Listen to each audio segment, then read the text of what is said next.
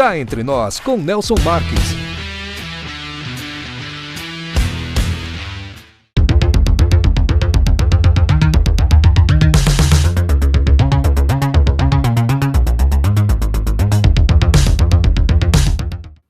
Olá pessoal, estamos iniciando mais um Cá Entre Nós.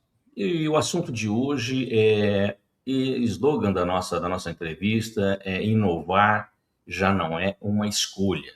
O diferencial está em transformar tecnologia em valor para o mercado. Startups e o mercado de inteligência artificial.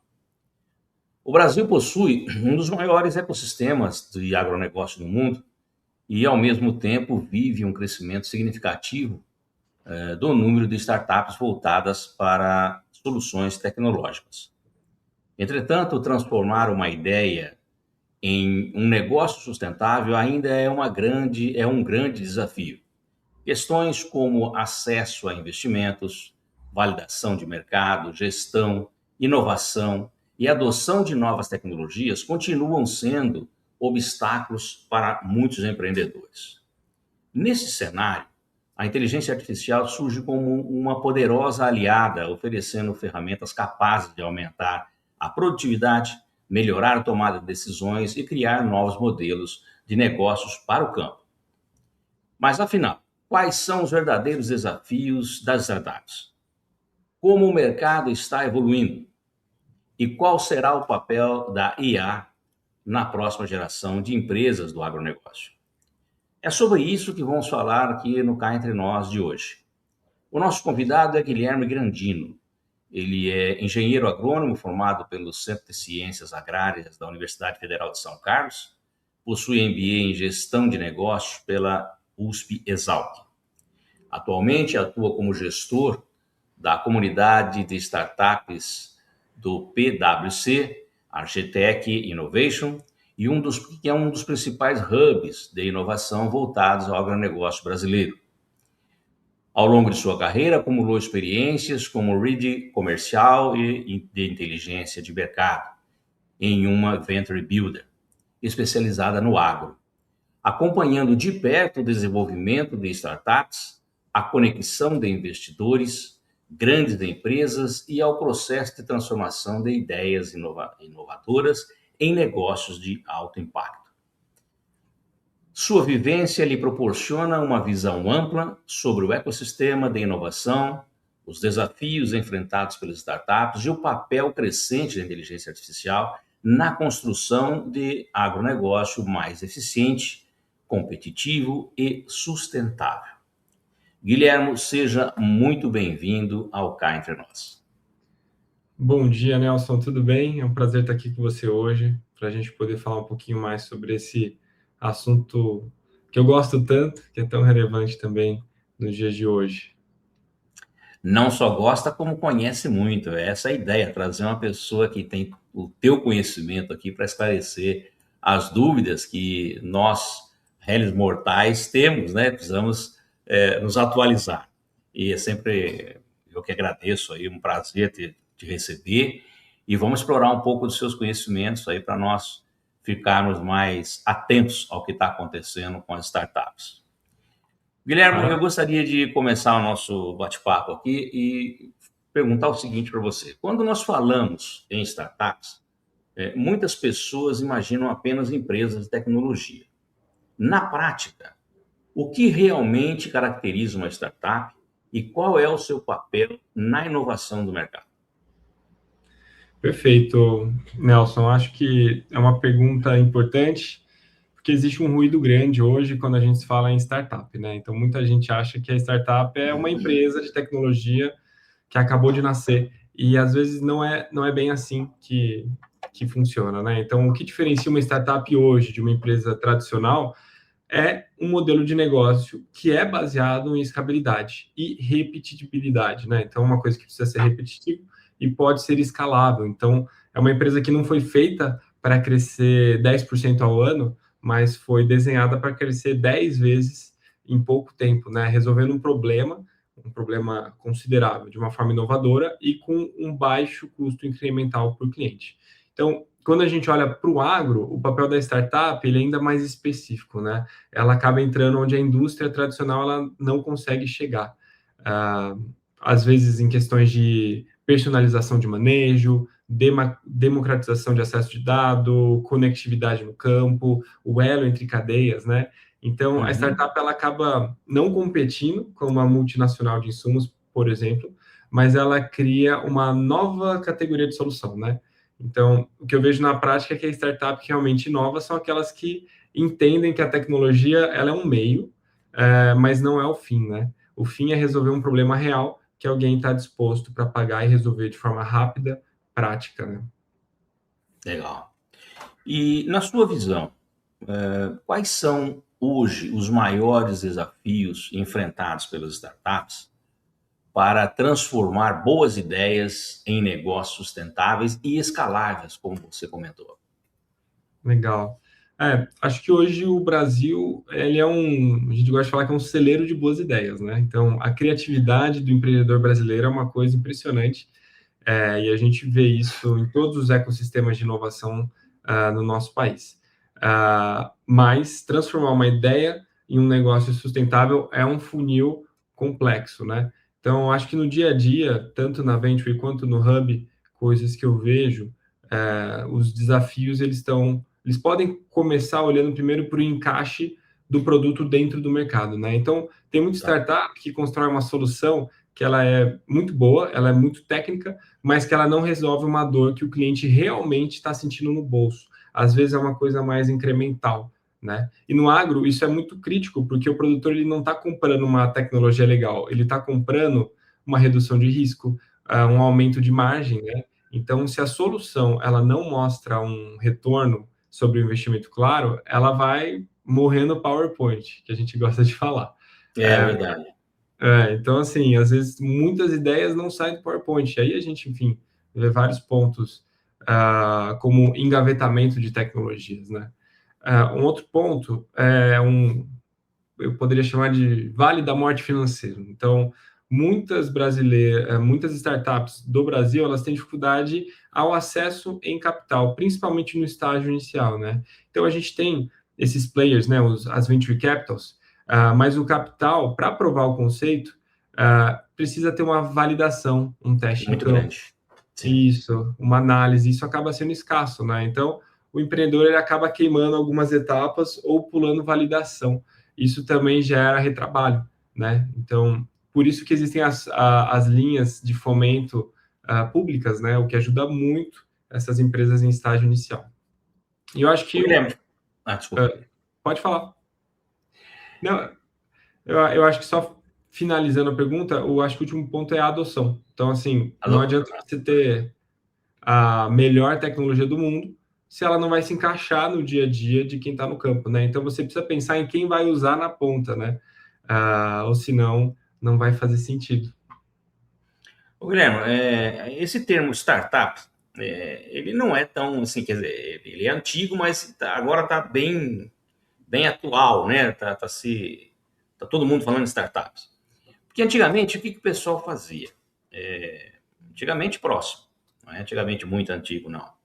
O cara tinha um mercado, um empreendedor abria uma empresa para disputar aquele mercado.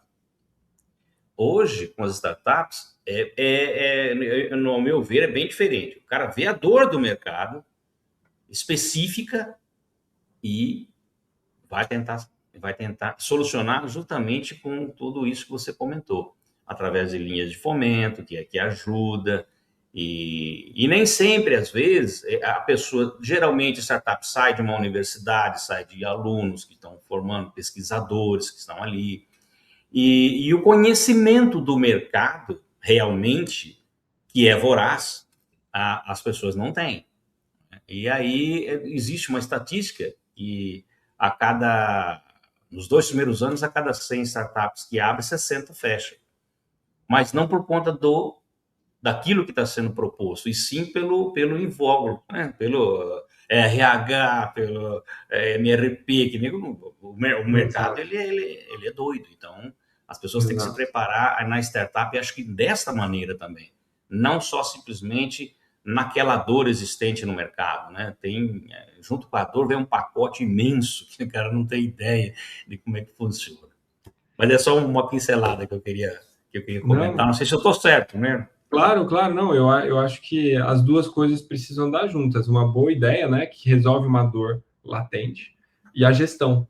E muitas vezes, alguém que desenvolveu uma startup, às vezes pode ter uma experiência mais específica na área de entendimento dela, né? Às vezes é um mestrando, um pós-doc, alguém que é muito especialista aqui.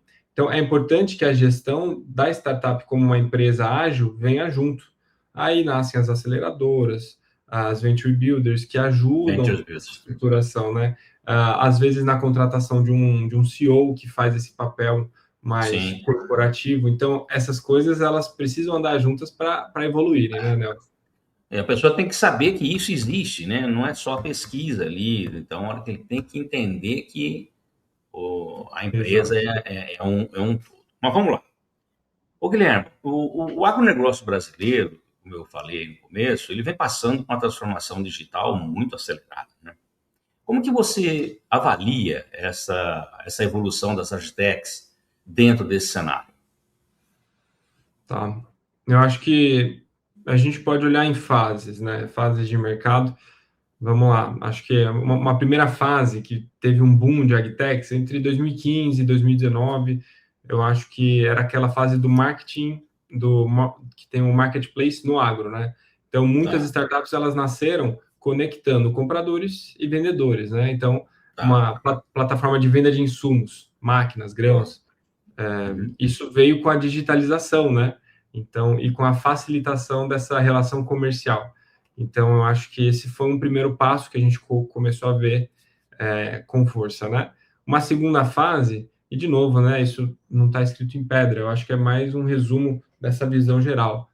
A partir de 2020, 2023, muitas startups, deep techs, né? Então, startups que vendem o meio de pesquisa específico, aqui a gente pode estar falando de agricultura de precisão, sensoriamento remoto, biotecnologia, IoT. Então, aqui a tecnologia entrando na operação, visão computacional, drones, sensores, tudo isso existe já faz algum tempo, mas isso sendo implementado, né, de forma mais intensa, eu acho que seria essa segunda fase.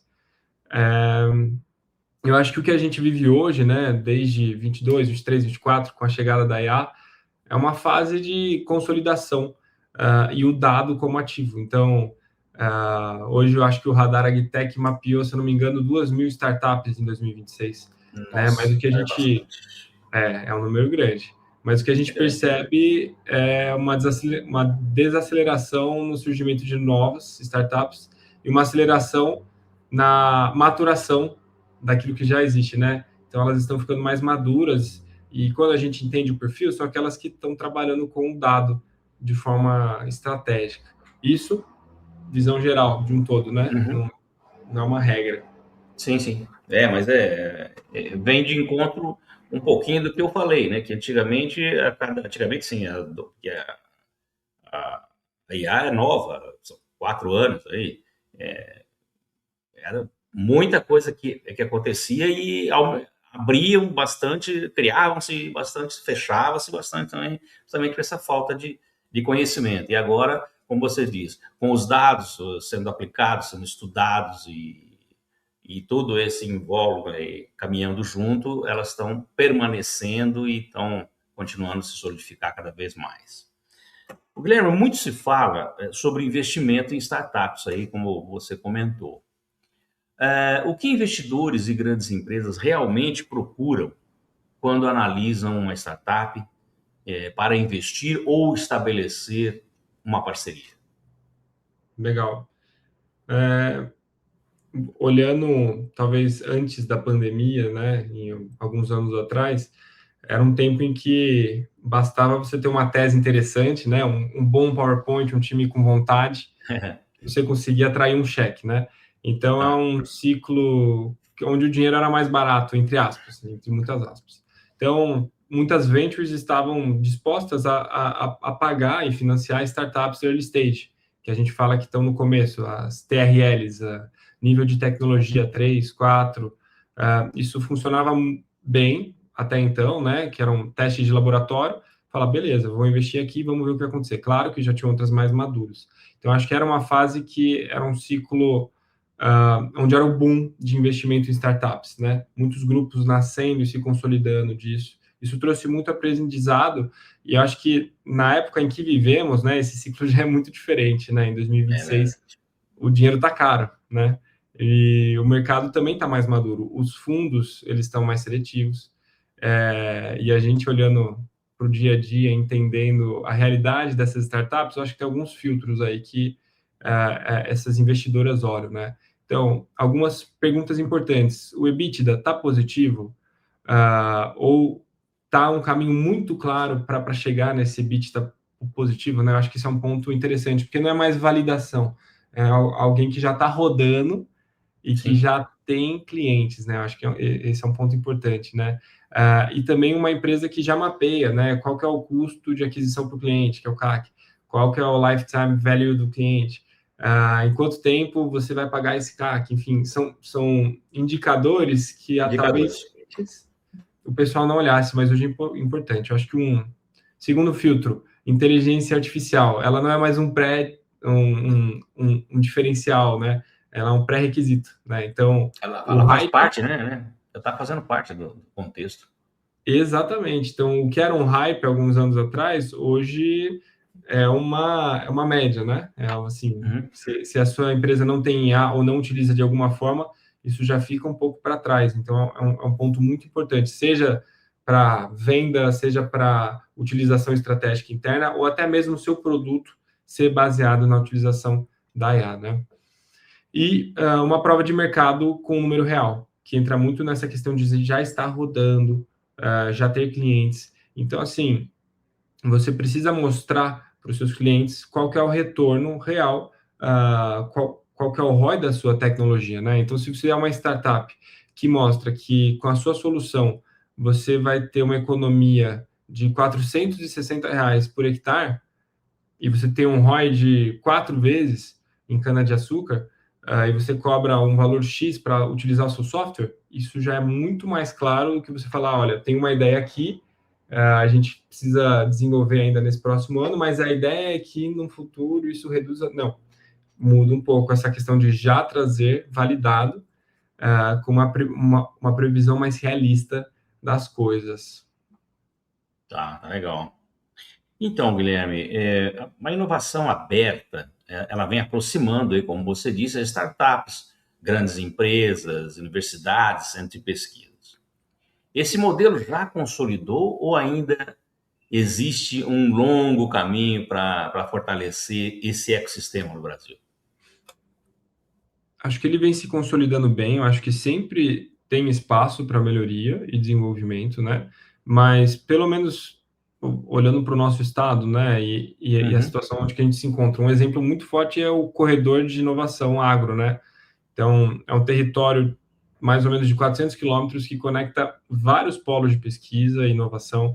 Então, vai de São Paulo, pega São José dos Campos, vai para Campinas, vem para Piracicaba, São Carlos, Ribeirão Preto, ou seja, são todos esses polos onde muitas empresas e startups são criadas, né? Tem uma base tecnológica muito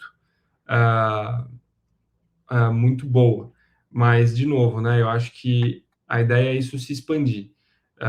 Então, mesmo o cenário econômico de 26 sendo complexo, o produtor está com a margem apertada, as empresas elas acabam tirando o pé um pouco da inovação, né?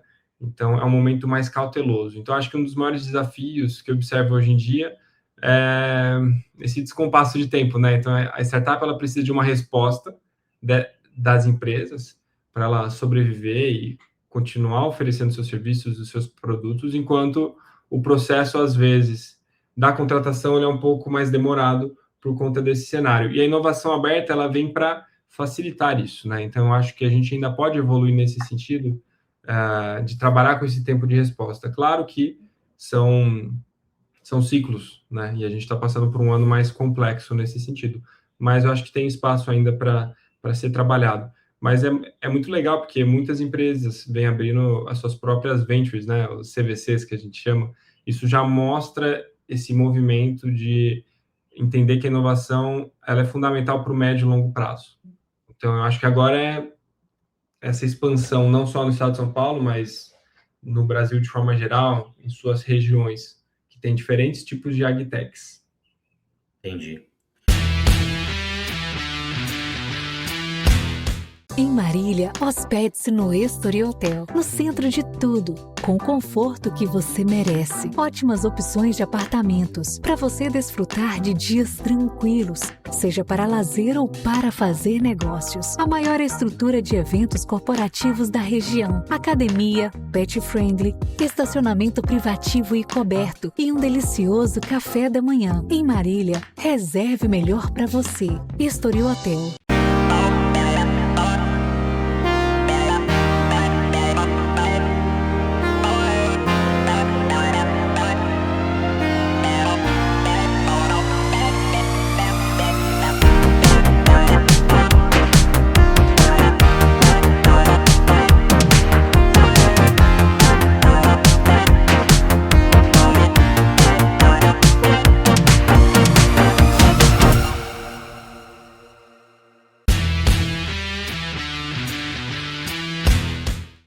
Então, a inteligência artificial, ela já deixou de ser aí uma tendência, como você comentou, para ser aí uma ferramenta de trabalho, né? Ela tem que fazer parte. De alguma maneira, ela tem que fazer parte para ajudar aí. Como ela já está impactando o desenvolvimento de startups, especialmente aquelas voltadas aí para o agronegócio, que é o nosso foco. Legal. Como você falou, não é mais um requisito, talvez uma sobrevivência competitiva, né? Então, quem não incorporar a IA hoje na operação, enfim, num prazo curto, talvez fique fora, né? Mas eu acho que o primeiro nível que a gente olha, otimização de processos, né? Então, a IA, ela entra na operação, vai reduzir custo, ela vai aumentar a eficiência, né? Então, um exemplo clássico, a aplicação localizada de defensivos usando visão computacional. Hoje o pessoal coloca câmeras embutidas nos maquinários, ela identifica a daninha, na hora ela já manda o sinal e já faz uma aplicação localizada de um herbicida, né, para você fazer um controle.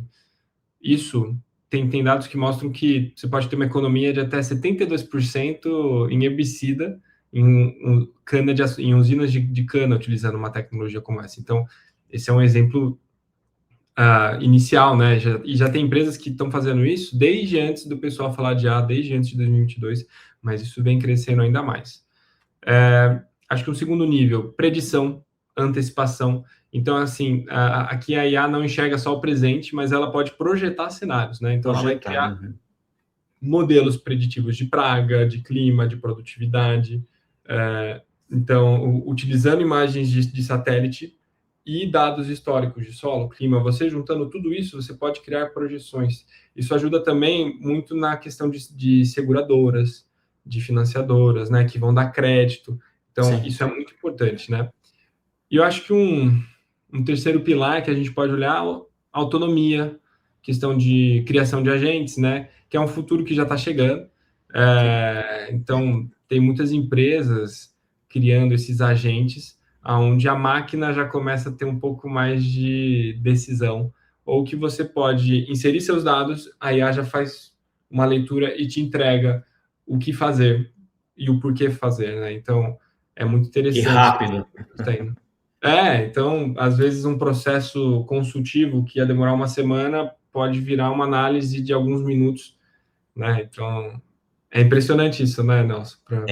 Guilherme, então, assim, como é que eu vou falar isso sem que as pessoas interpretem mal, né? Eu acho que ainda existe uma certa mistificação com esse negócio de usar IA. Eu não uso IA. Não, vocês não estão entendendo. IA é uma necessidade. Ela tem que trabalhar a seu favor e você tem que saber usá-la, né? Porque a gente vê muito, o cara vai lá, coloca na IA e faz para ele. Não é assim. Não, eu acho que para você usar uma IA, como você citou um exemplo muito legal aí, tem empresas que já estão fazendo os agentes, então O cara trabalha especificamente para aquilo, ela é treinada para aquilo, exatamente só para aquilo, e que te dá uma eficiência muito grande. Então, a IA ela é importante, tem que saber utilizá-la a seu favor. Não é simplesmente para consultazinhas, e aí, é claro, ela se torna banal. Mas, ok, vamos lá.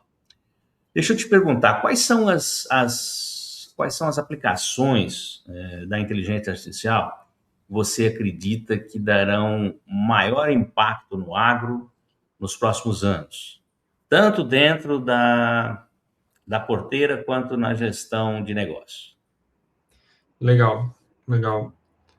A gente gosta muito de olhar para tendências, né?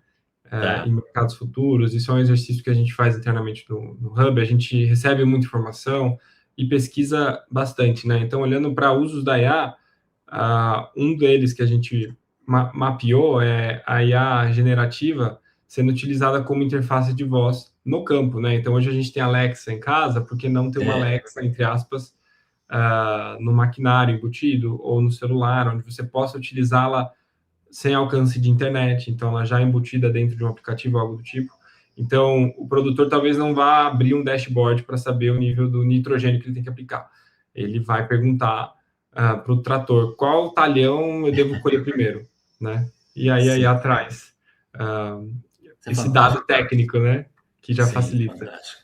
Eu acho que plataformas de monitoramento, reporte, verificação, então a sustentabilidade ela já vem entrando muito forte nesses últimos anos, mas ela deixa de ser custo de conformidade para se tornar um lucro direto, né?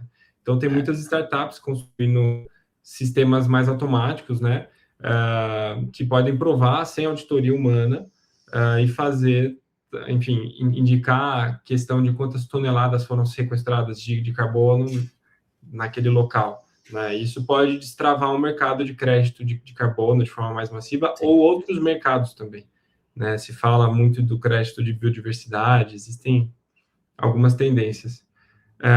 E robótica, acho que robótica em grande escala, então a gente pode sair, às vezes, de grandes tratores para uma frota de pequenos robôs, né? Então, a gente já vê o pessoal chama de cachorrinho, né? Que faz inspeção em fábricas, o pessoal já tem isso, que tem as câmeras, ele pode fazer uma ronda de segurança de madrugada, isso pode ser adaptado e utilizado na lavoura, né? Identificação de pragas, controle, aplicação. Então, isso em larga escala, no futuro próximo, vem já uma tendência em muitos países estão desenvolvendo tecnologias similares, todas utilizam IA, né?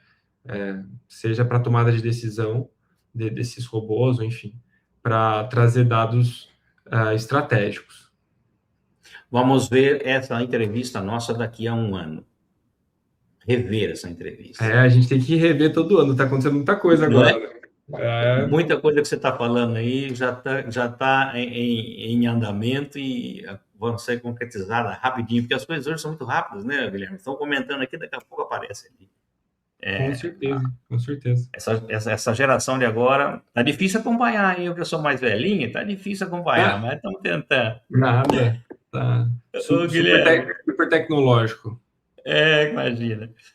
Existe uma preocupação crescente com o uso da AI, como eu estava comentando. Como encontrar esse equilíbrio entre essa inovação, segurança dos dados e decisões confiáveis aí para os produtores e empresas?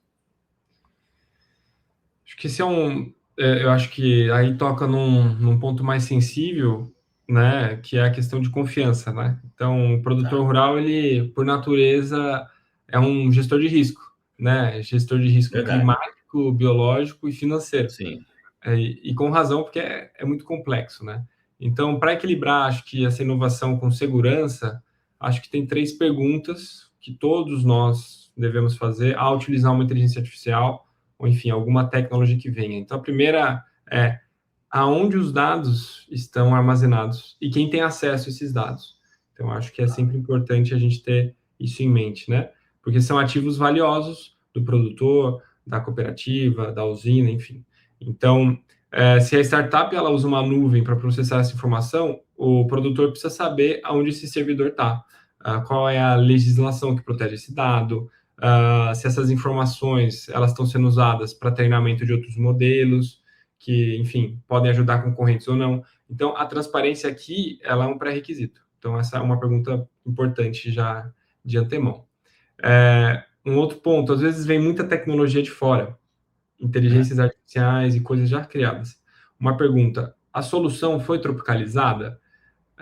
Porque o Brasil não é o Kansas, né? O Brasil ele tem uma outra forma de... Enfim, quando a gente fala de tropicalização... Específica, né? Específica. Tanto as culturas, os diferentes biomas que nós temos aqui, né? Então, às vezes uma IA que funciona bem para soja no meio oeste americano pode falhar completamente no cerrado brasileiro. Então, o treinamento dessas tecnologias no local precisa ser feito para estar adequado. E um terceiro ponto que a gente já falou, mas eu repito, qual que é o retorno real, né? Então, não pode ser uma promessa de que vai ser um aplicativo, uma ferramenta legal, né? Mas qual que é o ROI para mim dentro da minha safra, né? Com notas fiscais e insumos na mão. O quanto isso vai me ajudar, né? Então, acho que é interessante. A profundidade de você ter uma IA a seu favor, ela tem que ser tem muitos cuidados, né? Como você está dizendo, realmente são detalhes que às vezes passam desapercebido, e é muito importante, que é o cerne do teu problema, da sua produção, do seu know-how, né, que você está colocando ali. Bom, enfim, é isso mesmo. Bom, o Brasil, ele reúne biodiversidade, competência científica e um agronegócio aí de referência mundial, como você estava comentando. Na sua opinião, estamos conseguindo transformar esse potencial em inovação e em empresas competitivas globalmente? Ou o que falta ainda? Tá. Eu acho que o Brasil ele reúne uma condição que poucos países têm, né? Então, a gente tem uma biodiversidade muito grande, uma pesquisa científica de ponta por conta da Embrapa, né? E a gente pode alimentar até 1 bilhão de pessoas com todo o nosso território e a nossa produtividade. Então, é um potencial muito grande, mas eu acho que a transformação desse potencial em empresas globais ainda, eu diria, está incompleta. Eu acho que a gente está no caminho né? Então, que nós já fazemos bem, a gente tem um ecossistema de startups grande, com mais de 2.000 agtechs mapeadas nesse último radar de 2026. O que talvez ainda falte, talvez uma escala global e um capital mais paciente. Então, acho que muitas dessas agtechs, elas acabam sendo adquiridas por grandes empresas, né? E elas, antes de atingirem seu máximo potencial como startups, são adquiridas. E, a partir disso, são utilizadas em outros países dentro dessa multinacional, né? Capitalismo, né, meu querido? Isso. E eu acho que, olhando assim, para escalar esse capital no Brasil, ainda talvez seja escasso e caro esse capital de investimento. Então, talvez mais fundos de investimento dedicados no agro, com teses de longo prazo e de políticas públicas que possam incentivar a inovação aberta e essa conectividade. Isso já vem acontecendo. Então, acho que é uma questão de isso ganhar mais corpo, né? Já existem startups brasileiras que estão em outros países, que prestam serviços para Estados Unidos, Europa, China. Então, esse é um movimento que já acontece. Eu acho que é estar consolidado no Brasil para dar esse passo internacional. E também entender se as dores que essa empresa resolve no Brasil são dores latentes nesses outros países, né? Eu acho que isso é um ponto importante. Então, acho que o Brasil tem todas as condições para ser esse líder global em inovação do agro. Talvez faltem menos tecnologias e mais infraestrutura de adoção, conectividade, educação digital. Exatamente. E capital para escalar isso, né? Então, acho que é uma questão de tempo, como a gente está falando. Então, legal. Eu acredito e eu vejo isso com bons olhos, que a gente tem muitas oportunidades na mão para os próximos anos. Que bom, vamos falar, já que você tocou em tempo, Guilherme, cá entre nós, olhando aí para os próximos 5 a 10 anos, como você imagina o futuro das startups brasileiras E qual o papel da inteligência artificial na construção de um agronegócio mais competitivo, sustentável e inovador? Muito bom. Uma pergunta bem ampla. Eu acho que, olhando de forma geral, uma consolidação desse ecossistema, né? A gente falou de 2.000 agtechs, mas daqui 10 anos, quantas serão, né? Eu acho que a gente vai ter uma forte onda de adoção, de consolidação, né? Fusões, aquisições, algumas empresas se tornando próximos grandes players do agro digital, né? E as startups que sobreviverem a esse processo, provavelmente são aquelas que não apenas coletam dados, mas são aquelas que vão gerar inteligência a partir disso, a partir desses dados. Então, eu vejo essa consolidação para esses próximos anos, e a gente vai entender quem vai para frente e quem não vai. Talvez inteligência artificial saindo desse sistema de apoio de decisão e se tornar talvez um agente de execução, né? Então, a gente vai ver agentes de IA mais autônomos, operando no campo, não apenas recomendando, mas provavelmente executando dentro de parâmetros já definidos, né? Então, acho que a tecnologia ela vai reduzir o atrito entre dado e ação, né? E o produtor pode se tornar menos um operador e mais um gestor de sistemas inteligentes. Eu acho que essa é uma tendência também.